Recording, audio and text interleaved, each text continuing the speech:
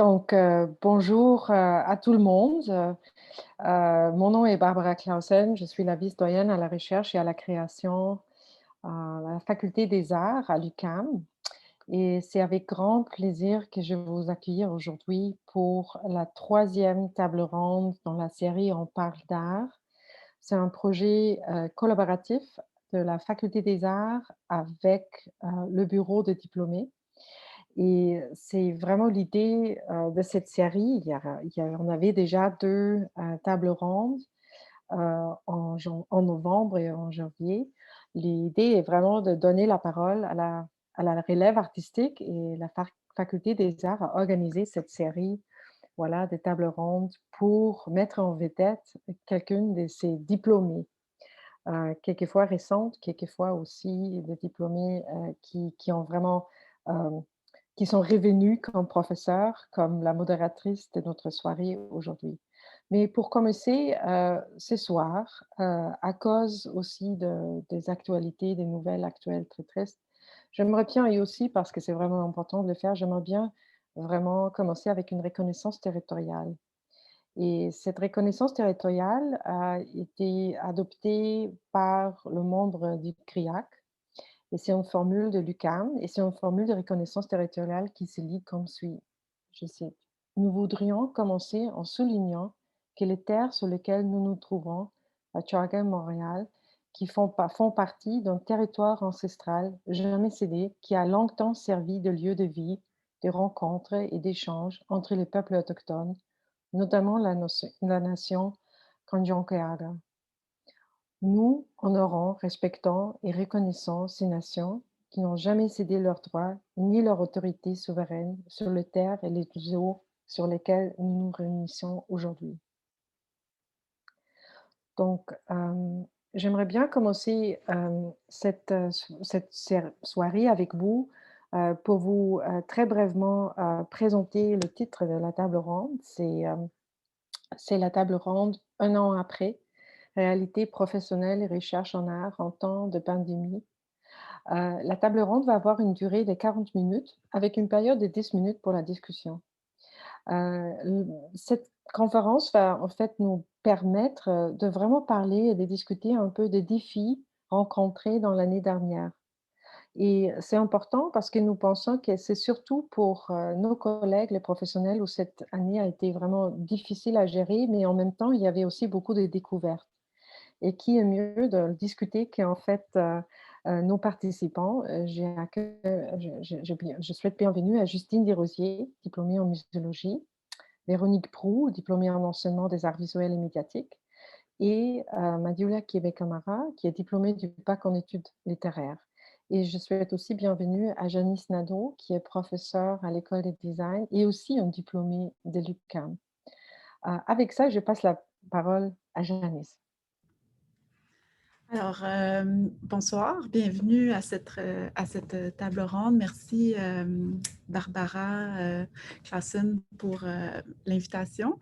Alors, bienvenue à toutes et à tous à cette table ronde où, un an après, nos invités vont parler de leur réalité professionnelle dans leurs domaines respectifs. Alors, je vais encore une fois présenter nos invités. Donc, il va y avoir Justine Desrosiers, Madioula Kébé et Véronique Proulx, qui chacune, à leur tour, vont nous parler de leur parcours. Alors, ce que je vais faire, c'est que tout d'abord, on m'a demandé de me présenter pour situer mon rôle de modératrice afin d'exposer un petit peu les liens avec le parcours de nos invités ce soir.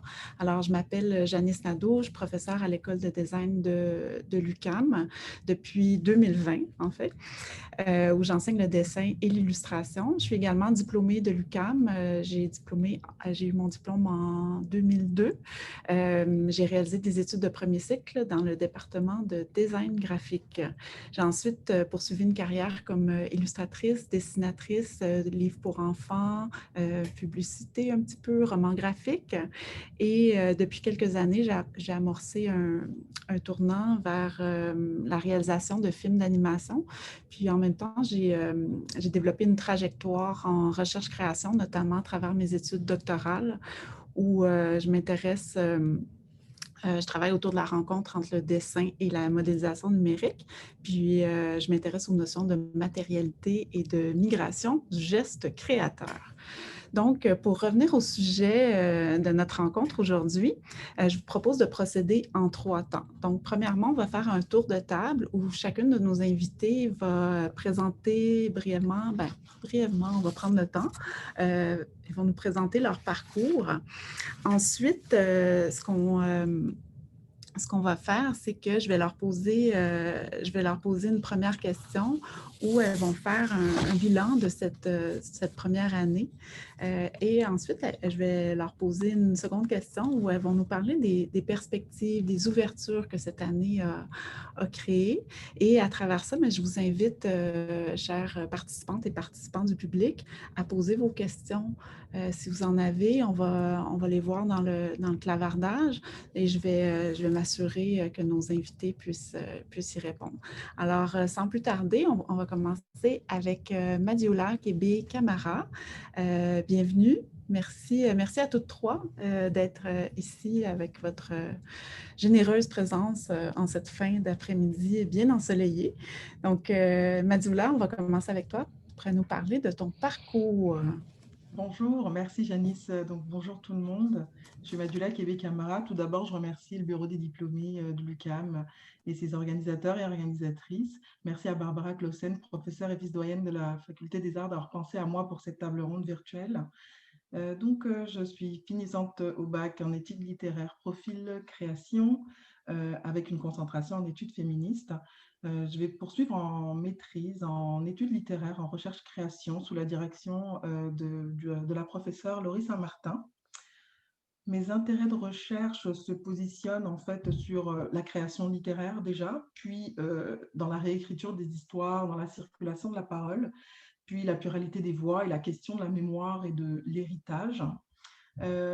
Pour mon parcours, donc, j'ai fait un retour aux études après plus de 10 ans, un peu plus de 10 ans, dans la vie active, en banque, tout d'abord à Paris où je suis née, j'ai grandi, mais ensuite, après avoir immigré au Québec également, donc j'ai poursuivi dans le domaine bancaire, mais avec l'arrivée de mon deuxième enfant, durant le congé de maternité, je suis retournée finalement, j'ai voulu retourner à mes premiers amours de la littérature, donc j'ai décidé de retourner aux études littéraires, donc j'ai choisi l'UQAM. En parallèle à mes études, avec une équipe de féministes intersectionnelles et personnes minorisées dans le genre, nous avons fondé à l'été 2020 la maison d'édition, en fait, Diverses Syllabes, une maison d'édition par et pour les femmes racisées et personnes minorisées dans le genre. Donc, c'est sûr que c'était pendant la pandémie, donc il y a beaucoup de choses à dire là-dessus, mais c'est ça, ça en fait un petit peu le résumé de tout. J'ai été très concise pour laisser le temps ensuite à la discussion. Merci, Janice. Merci Madiola. Alors maintenant, on pourrait passer à Justine Desrosiers qui pourrait nous présenter son parcours également. Oui, merci Janice. Merci pour tout le monde aussi de m'avoir invité. C'est super, super intéressant. Moi, j'ai fait En fait, je suis gestionnaire d'exposition spécifiquement pour la collection permanente du Musée des Beaux-Arts du Canada depuis juillet 2020, donc le milieu de pandémie, on pourra en reparler. Avant ça, j'étais au Musée des Beaux-Arts de Montréal comme coordonnatrice de projet. J'ai commencé là, j'ai fait un peu à l'envers, là, j'aurais dû commencer par mes études, mais en fait, c'est ça, moi j'ai un bac en histoire de l'art et littérature anglaise de l'Université McGill. J'ai ensuite fait la maîtrise conjointe en muséologie qui est à l'UQAM et à l'UDM. Donc, vraiment à peu près la moitié des cours dans chacune des institutions. Et ensuite, j'ai terminé récemment un certificat en gestion d'organismes culturels de HEC. Que j'ai fait un peu en même temps de travailler. Puis c'est ça, en sortant de la maîtrise, j'ai fait, dans le cadre de la maîtrise plutôt, devrais-je dire, j'ai fait un stage au Musée des Beaux-Arts de Montréal et j'ai continué dans l'institution. J'ai fait plusieurs différents services. J'ai fait le tour un peu pour finalement poser mes bagages à l'administration des expositions parce que je suis devenue coordonnatrice d'expo. Et donc, j'ai travaillé sur des projets d'exposition temporaires comme l'exposition Calder, par exemple, qui a eu lieu en 2017 ou 2018.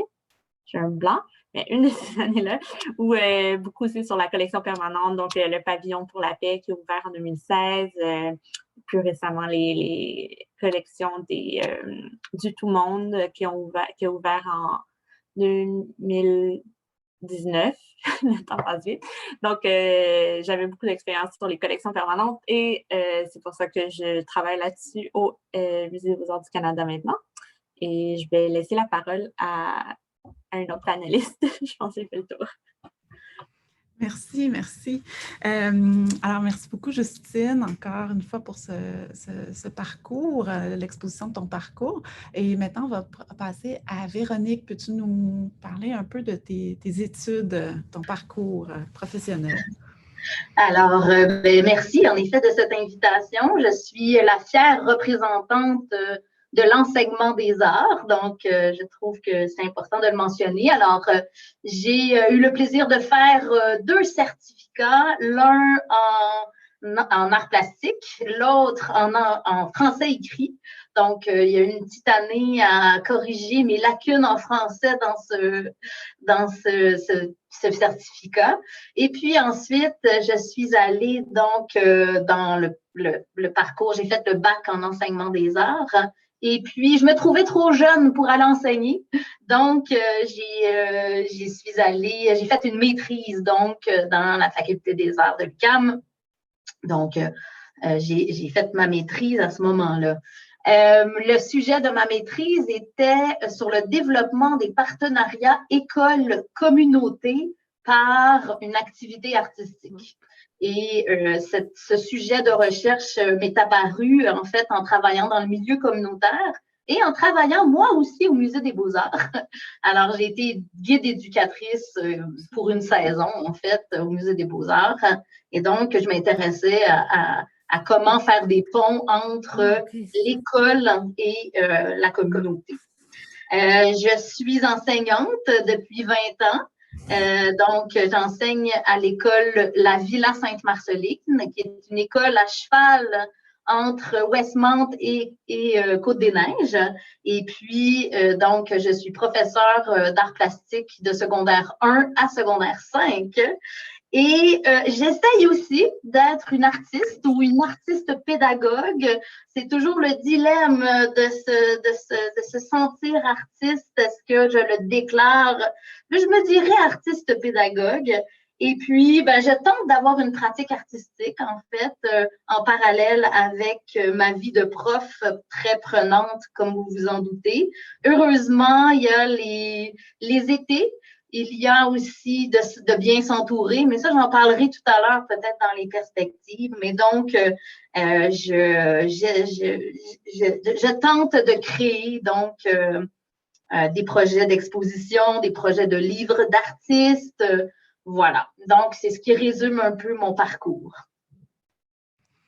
Merci beaucoup, Véronique, Madiola et Justine, pour ce survol de vos parcours.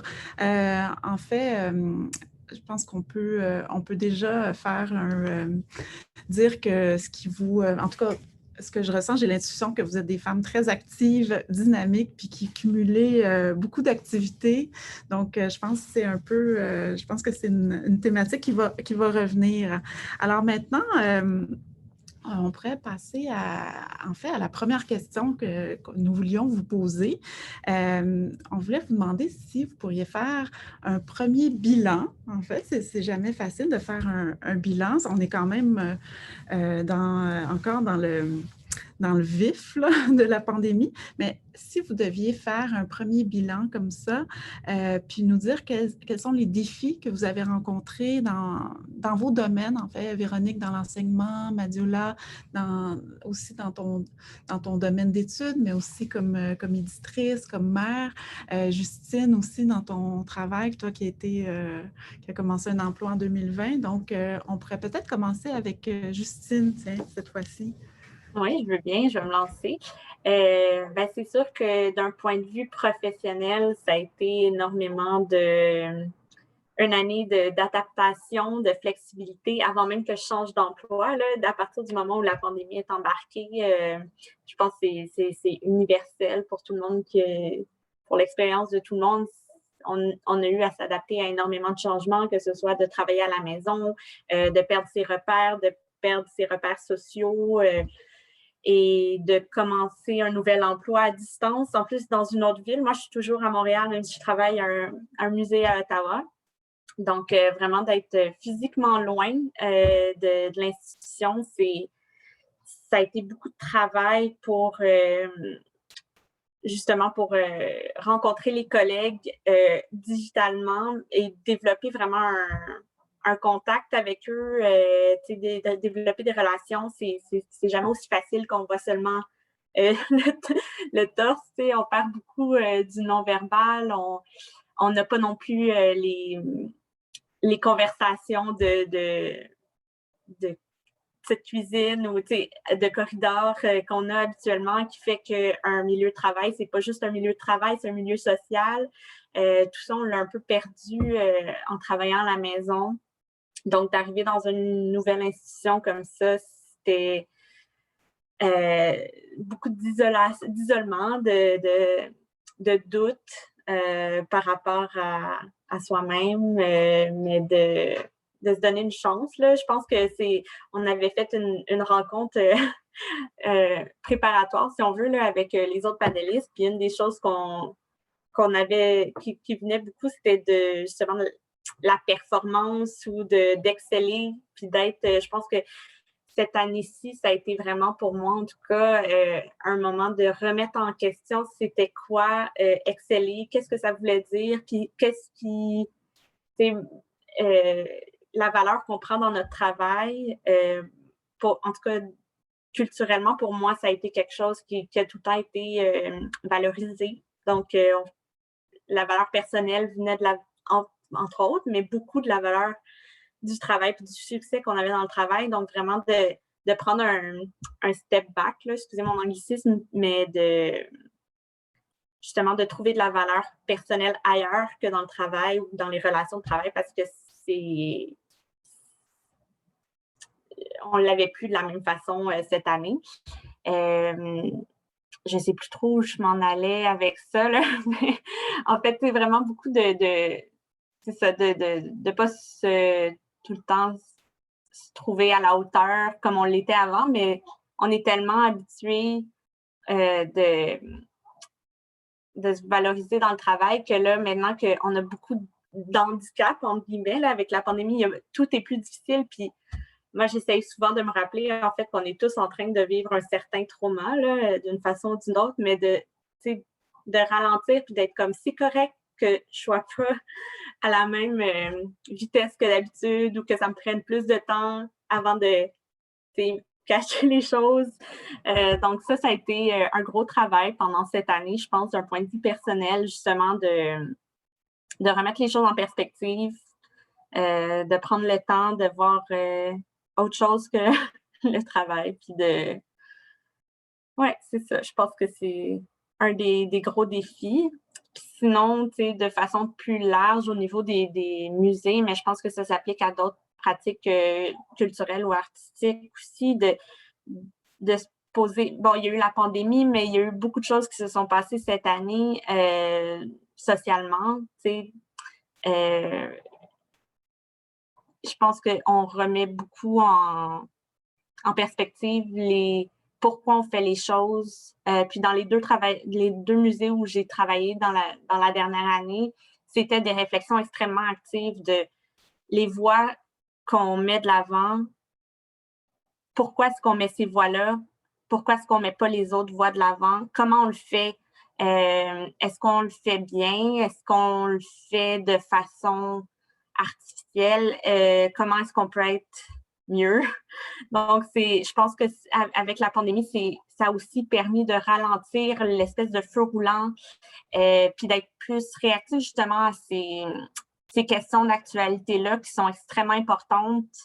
Puis qu'avant, je pense qu'il était présent un peu dans le background, dans les réflexions, mais là, comme toute la programmation, je parle de musée, là, mais toute la programmation a été un peu pitchée dans les airs, ben, ça l'a permis de se retourner de questionner cette programmation-là d'une part, puis de se dire qu'est-ce qui est vraiment important de programmer justement, puis de repenser ça. Là. Donc, je pense que d'un point de vue aussi du milieu, ça va nous avoir donné une belle opportunité. Je vais peut-être déjà dans les perspectives, en fait. Là, je me demande, mais je serais curieuse d'entendre ce que les autres panélistes ont à dire aussi.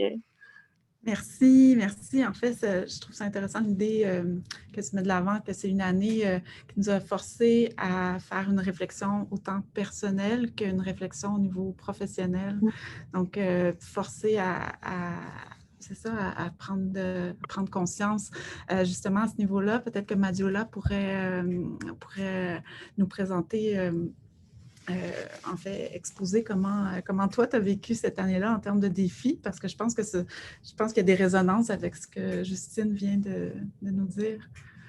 Totalement, j'étais en train de noter frénétiquement. Moi, pour ma part, ça a été de concilier en fait la vie de famille, la vie professionnelle, mais plus précisément, c'est d'avoir une organisation, mais vraiment militaire, pas genre, oui, on a 5 minutes. Non, non, c'était militaire, c'est dans l'anticipation, c'est puisque tu te dis, s'il y a un confinement total, il faut que j'ai de quoi stocker pour nourrir la famille, que je puisse m'organiser pour travailler, d'être dans un espace, etc. C'est sûr qu'on est privilégié, on a l'accès aux nouvelles technologies, on a l'accès à plein de choses par rapport en tout cas, moi, pour ma part, je me sentais vraiment privilégiée. Et je me disais, mais bien que je sois privilégiée, il fallait quand même être dans l'anticipation, dans le rush, dans l'urgence, et puis tout le temps pour tout, pour les travaux, pour les engagements professionnels, familiaux, faire les devoirs. J'en ai un en service de garde à la garderie, j'en ai une autre à l'école. À un moment donné, l'école a fermé, les services de garde aussi, mais il fallait quand même, tout le début de la pandémie, fin de session d'hiver 2020, puis début de session été 2020, c'était les 2 enfants à la maison, dans un appartement à Griffintown. C'est pas grand, on ne peut pas sortir, etc. C'est comment on s'organise, comment on fait ses cours, comment on garde un niveau de notes quand même. C'est cette espèce d'anxiété-là de la performance aussi. Et donc, du coup, c'est dans l'organisation extrême. Et comme on est dans l'organisation extrême, on commence comme disait Justine, c'est de se dire, OK, on remet tout en question parce que ce qu'on faisait avant n'est plus possible. Je ne peux plus aller à la bibliothèque puisque de toute façon, soit pour avoir un temps de travail à soi ou soit même pour des recherches, on n'a plus ça, on n'a plus les parcs, on n'a plus les bibliothèques, on n'a plus rien, on n'a plus les cafés. Donc, c'est d'être les uns sur les autres et pourtant continuer à avoir et un espace de travail et un espace familial. Donc, c'était vraiment le capharnaüm. Ensuite, les garderies ont réouvert. Ensuite, les écoles ont suivi pour ce qui était avant le secondaire. Donc, pour ma part, c'était salvateur, je ne vous le dis pas, un soulagement sans nom. Puis après, on prend des automatismes. On s'adapte, on est humain, on arrive à quand même trouver du bon dans tout. Donc, le fait d'être à distance, on ne perd pas de temps dans les transports. Donc, du coup, même si les enfants sont à l'école, ensuite, on gagne du temps sur aussi, on n'a pas besoin de se préparer à outrance pour aller à l'université. On est chez nous, dans notre cocon, donc on prend une douche, pipi, pam, pam, et puis on peut se concentrer sur nos cours, on est à distance, on n'est pas obligé de mettre la caméra, etc. Il y avait un débat dessus, est-ce qu'on met les caméras pour la distanciation sociale, tout ça, c'est plein d'automatismes qui sont revenus. Et puis, en septembre, lorsque c'était des cours à distance sur Zoom, étant donné que les enfants étaient à l'école, pour ma part, encore une fois, c'est vrai que c'est pour ma situation, mais c'était un soulagement de se dire déjà, j'ai ça en moins. Ils ne sont pas dans les parages pendant que je dois travailler. C'était quand même un soulagement. Et donc, j'ai trouvé les cours juste en l'automne plus simples parce qu'à l'été, ils étaient quand même là. Mais c'est ça, Ensuite, il y a d'autres problèmes aussi, c'est le côté de la recherche, pas d'accès aux bibliothèques, il faut rebondir. Comment j'ai accès aux monographies? Les librairies, ce n'était pas des commerces essentiels au début, puis à un moment oui, à un moment non. Donc, c'était tout de suite, si je peux avoir des livres, si je peux les emprunter, c'est tout de suite, il faut sauter sur l'occasion. Si j'ai des devoirs de fin de session, je vais commencer à les faire maintenant parce que je ne sais pas si je ne vais pas être tombée malade ou mes enfants ou ainsi de suite. Cette organisation-là, c'était le plus gros défi pour ma part.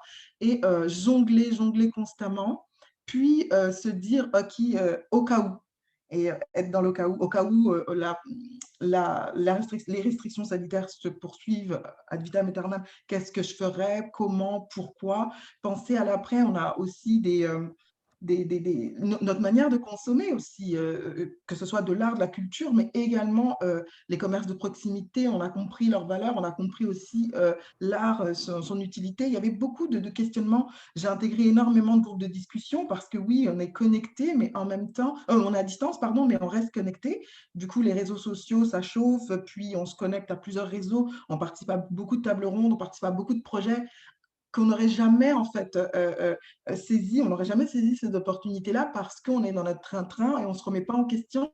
Et là, on est dans la construction du monde d'après, on est dans cet état d'esprit de OK, ce qu'on faisait, c'est pas bon parce qu'on s'en rend compte, niveau social, niveau écologique, planétaire, etc. Et on se rend compte que on veut faire différemment, donc on se renseigne, on se forme aussi beaucoup plus. J'ai l'impression que j'ai des étudiants qui étaient avec moi en cours, qui venaient de la Nouvelle-Zélande, qui avaient 24 heures de décalage, mais qui bénéficiaient de l'enseignement du Québec le lendemain, en fait, puisque pour eux, c'est le lendemain. Et c'était fou, parce que c'est grâce aux nouvelles technologies. Donc, la pandémie permettait une certaine souplesse. Il y a beaucoup de défis, mais également beaucoup d'opportunités, mais de belles surprises, en fait, qui ont popé. Puis, c'est ça, mais c'est l'organisation quand même, et être en surchauffe aussi, c'est ça.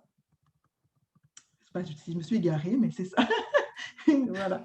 Pas du tout, pas du tout. C'était une panoplie d'éléments qui étaient entre justement tension et souplesse, toute cette tension-là qui a marqué l'année. Donc, Véronique, pour ta part, est-ce qu'il y a eu des défis?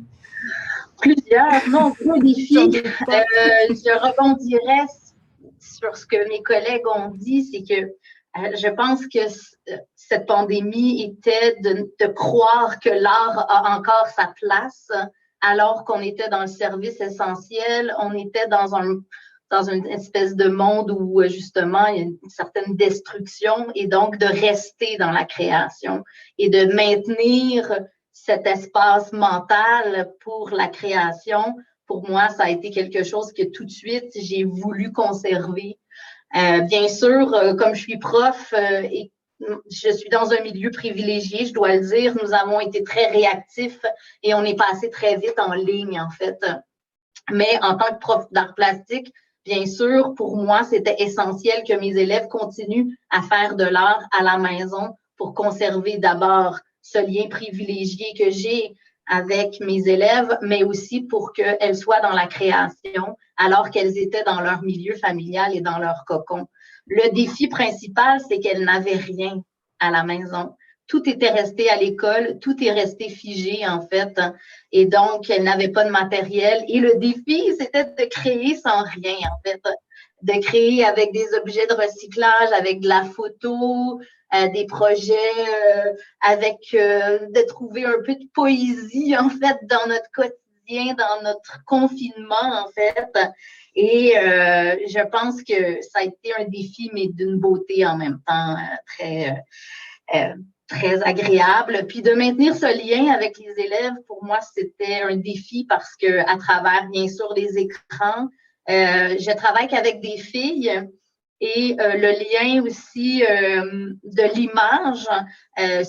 Encore, je trouve ça très difficile de me voir parler, de me voir dans un écran. Et pour des élèves, c'est aussi très troublant, en fait. On nous l'a rapporté par les parents qui se sont sentis interpellés par justement ce nouveau mode d'image, en fait.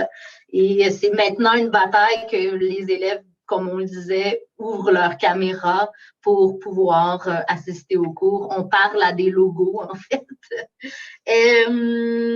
Ensuite, bien sûr, on est revenu à l'école en septembre. Les 3, 4, 5, les secondaires 3, 4, 5 étaient à la maison une journée sur 2. Encore là, ça a été un défi d'adaptation. Je n'ai pas pu retourner dans mon local, dans l'atelier, dans l'esprit d'atelier, puisque on ne pouvait pas avoir la distanciation sociale physique dans le local d'art. Donc, on était dans des classes avec des petits bureaux, des petites rangées. Et ça, c'est sûr que de perdre cet esprit de collaboration et de travail fut tout un enjeu. Et d'utiliser aussi la technologie, un cours sur 2, ça demande une adaptation, bien sûr, dans les projets. Et bien aussi dans la façon d'organiser nos projets créatifs et d'arriver, et ça on parlera des perspectives, mais de tirer profit de l'enseignement en ligne pour développer d'autres façons de faire. Les élèves ont été beaucoup devant les écrans, donc j'aurais pu me lancer dans des projets numériques, mais j'ai eu l'attitude contraire. En fait, j'étais dans le matériel, dans le faire, dans le contact avec la matière, parce que nos jeunes en ce moment sont dans le monde virtuel, qui a des superbes côtés, mais pour moi, ça a toujours été très important de salir, de faire des maquettes. Alors, on a travaillé vraiment dans l'exploitation de matériaux de base très simples. J'ai utilisé ce qu'on avait sous la main qui était malheureusement peu salissant. En fait, elles ont fait des projets salissants à la maison, mais de travailler à ce qu'elles aient les contacts avec la matière, pour moi, c'était quelque chose d'essentiel. Au point de vue des défis aussi, c'est la place de l'enseignement des arts. Parce que, bien sûr, on a été en confinement. Il y a 16 profs qui ont été à la maison à mon école cette année. Il y avait des savoirs essentiels que certaines matières devaient couvrir. Et donc, j'ai été soucieuse, en fait, qu'on réserve une place à la création dans le cadre scolaire pour ne pas qu'on oublie cet aspect qui est du développement global des jeunes. Oui, le savoir en mathématiques, oui, le savoir en français, c'est sûr que c'est une année éprouvante au point de vue du développement des connaissances, mais on le sait tous ici que pour être une personne complète, il faut avoir aussi cette part de création et puis cette part de travail.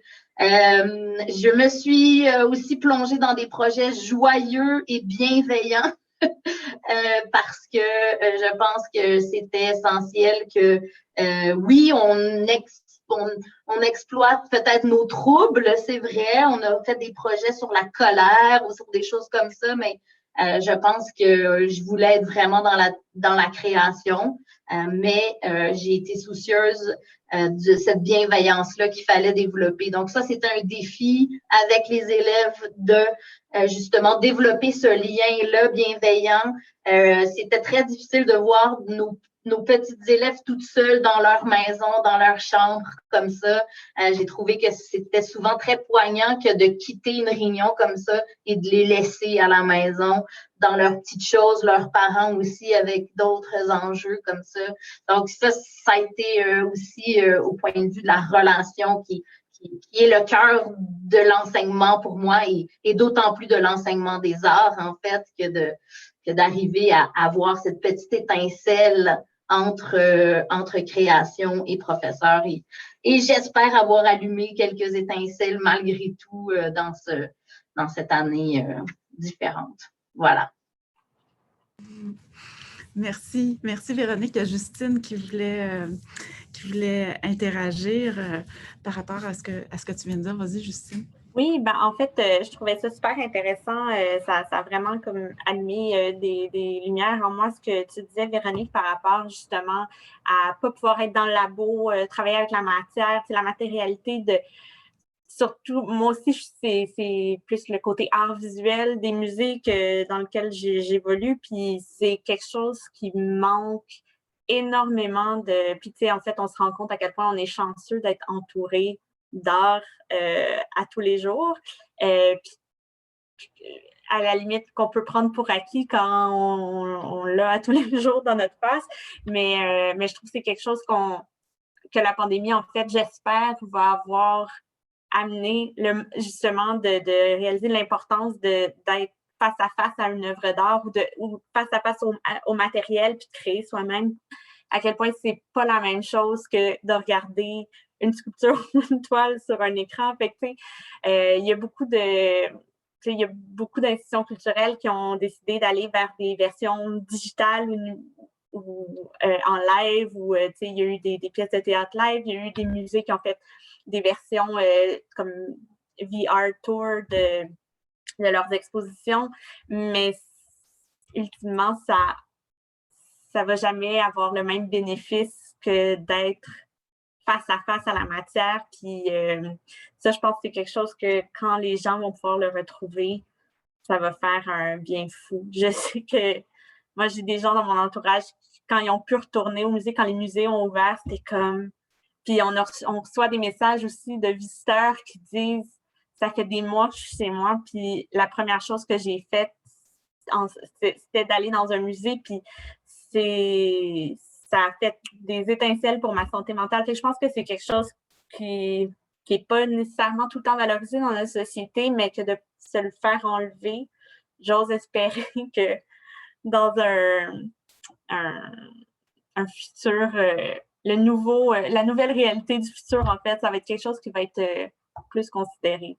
C'est un espoir peut-être naïf que j'ai, mais c'est un espoir que j'ai quand même. Merci, Justine. Ben, ça me fait penser à la rencontre préparatoire. Tu nous disais que tu travaillais dans un contexte où tu n'avais pas accès aux espaces, aux lieux pour lesquels tu prépares des expositions. Puis en écoutant la deuxième table ronde, je crois que c'est la première ou la deuxième, il y avait une diplômée qui nous racontait qu'elle était en littérature, puis en littérature, le lien avec la bibliothèque de l'universitaire est très, très important. Puis le fait de pouvoir flâner dans la bibliothèque, comme flâner dans un musée, flâner avec des matériaux expérimentés, puis le fait de ne pas pouvoir, disons, aller chercher un livre, on va chercher un livre, puis finalement, ce livre-là nous amène à un autre, fait boule de neige, puis on trouve le livre qu'on cherchait. Donc, Madiola, toi, est-ce que... je pose pas j'en rêve, l'odeur des livres, cet objet qu'on peut tenir, puis non, ça a l'air idéalisé, tout, mais c'est vrai.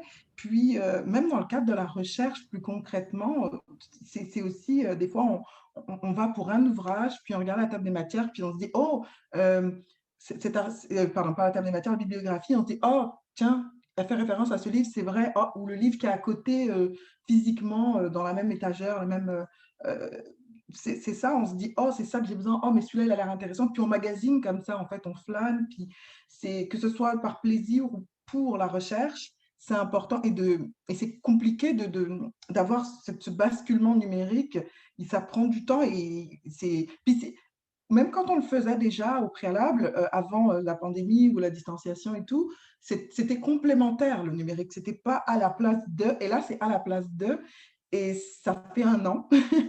On s'en sort, mais c'est ça, on use de stratagèmes, il y a les échanges de livres. Comme je disais, il y a eu beaucoup de solidarité via les réseaux sociaux, via les groupes de discussion, des échanges de livres usagés, de bonnes pratiques, de formation, d'extraits de livres qui ont été scannés. Mais je pense que si on regarde, là, il y a le projet Gutenberg, je sais que ça existe, où il y a plein d'ouvrages qui ont déjà passé les droits, ont été scannés, mais je suis sûre qu'ils ont mis les bouchées doubles ou que d'autres projets ont vu le jour parce que toutes ces bases de données de recherche, on trouve beaucoup de choses. Avant, je pense que par habitude, j'allais en bibliothèque, mais maintenant que c'est plus possible, je découvre des nouvelles bases de données tous les jours. Et donc, c'est une nouvelle manière de travailler. Mais ça reste que flâner entre les rayons, entre les différentes allées. Puis, ça manque. Et puis, c'est aussi, ça permet de s'évader, de tomber sur un ouvrage qui était là, juste pas rangé. Puis de se dire, tiens, c'est quoi? Puis c'est ça aussi, mais ça a ouvert d'autres opportunités, ça a ouvert d'autres... on est sorti de la boîte, en fait. Et ça, c'est une bonne chose. Mais il y a eu plein de sacrifices, hein, mais on est sorti de la boîte. Et je pense que ça, c'est important de se dire qu'il y a d'autres manières de faire, d'autres manières de travailler, on rebondit, il y a de la solidarité aussi. Et puis, on a accès aussi à... Même si on était proches les uns des autres, je n'ai jamais su comment c'était chez tel prof, ou le prof, inversement, il ne savait pas comment c'était chez tel étudiant. Et des fois, on se rend compte qu'il y a certains étudiants et étudiantes qui vivent des réalités qui sont totalement hors de ce qu'on aurait pu imaginer, et puis inversement, etc. Et puis, il y a ça, c'est on rentre chez la personne, et puis on le voit différemment, ou etc. Donc, il y a aussi cette proximité-là. Je pense que ça a changé. C'est bien qu'on soit à distance, euh, on s'est rapprochés aussi, et ça a laissé d'autres voies des possibles, je pense. Après, c'est aussi de voir le verre à moitié plein, là, mais c'est ça. C'est que dans tous ces défis, j'ai l'impression que c'est ce qui ressort, c'est quand même on s'est rapprochés et on essaye de penser au monde d'après, ensemble ou individuellement ou à notre niveau. Et c'est le fait même d'y penser a déjà eu transformation, je pense. Et donc, c'est ça. Désolée, je vois que... Mais non, il y avait Justine qui voulait rebondir. Non, mais en fait, c'est ça ce que Madiola vient de dire, qu'on voit chez les gens. Autant il y a une distance qui se crée par le fait qu'on n'est pas dans les mêmes lieux physiquement ensemble, mais d'un autre côté, il y a une espèce de... On est comme forcé dans l'intimité des autres avec justement tous ces Zooms, Teams, etc.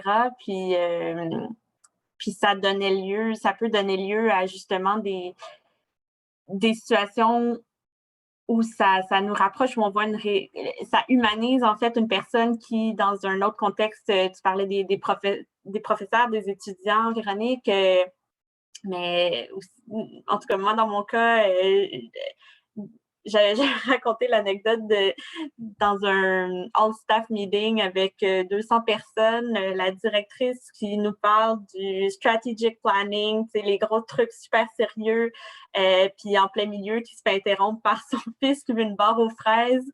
À chaque 2 minutes, il revient. Puis tu sais, c'est hyper humanisant. Puis je pense que d'un point de vue de dirigeants, c'est important aussi d'avoir ce côté approchable là. Puis je pense que tout le monde dans l'institution a fait She's just like us. Fait que ces petits moments-là qui seraient jamais arrivés avant, tu sais. Donc, je vois, il nous reste une minute avant qu'on arrive à notre boucle. En fait, Véronique, tu avais soulevé plusieurs points tantôt qui étaient pour moi je sentais comme des ouvertures, dans le fond, l'idée de la bienveillance, d'essayer de faire des projets autour de ça. Est-ce que tu voulais ajouter quelque chose sur les ouvertures que tu as ressenties? Bien, c'est sûr que la création a été au cœur de cette dernière année-là parce qu'il fallait justement s'adapter à créer des nouvelles façons d'enseigner, en fait. Puis ça, c'est quelque chose qui m'a motivée malgré tout que de développer des jeux dans Teams, GIF-moi un dessin, toutes sortes de choses liées à cette plateforme-là. Puis c'est sûr que je vais apprendre aussi au point de vue technologique à qu'est-ce qui est important de conserver aussi de ce qu'on a appris au point de vue de la techno. Puis qu'est-ce qu'on aussi, on n'est pas prêt, jusqu'où l'enseignement est prêt à aller, parce que maintenant qu'on a développé ces outils-là, il y a un rapport justement de la Fédération des écoles privées cette semaine qui est sorti sur ça a été quoi les impacts de l'enseignement en ligne, puis qu'est-ce qu'on va garder de ça. Donc, il y a quand même un questionnement à faire sur qu'est-ce que va devenir l'école, puis comment l'enseignement des arts aussi, à travers ça, quel impact ça va avoir que cette utilisation-là, puis que cette familiarisation des technologies. Il y a des bonnes choses qui pourraient rester, mais je pense qu'on s'entend tous que c'est leur relation, justement, d'enseignement est au cœur de notre pratique. Puis, ben, l'impact aussi que ça a eu sur moi au point de vue créatif, c'est que j'ai eu besoin, moi, de créer, d'accorder plus de place à la création pour ma pratique artistique. J'ai fait ma première demande au Conseil des arts du Québec. Wouhou! Je ne l'ai pas eu, mais j'ai passé par ce processus-là, puis ça, c'est vraiment bien. Puis de se donner des objectifs de création, s'entourer de gens aussi qui nous motivent, puis se donner des objectifs justement pour rester dans cette relation-là qu'on peut avoir avec l'art, les autres, nous, et que ça devienne le cœur de notre vie malgré les circonstances, en fait. Moi, c'est ce que ça m'a appris, c'est que j'ai besoin de création. Moi, je me suis lancée dans les musées aussi. Quand les musées ont ouvert, j'ai vu toutes les expos montréalaises dans les 2 semaines qui ont suivi. J'avais besoin de contacts d'art.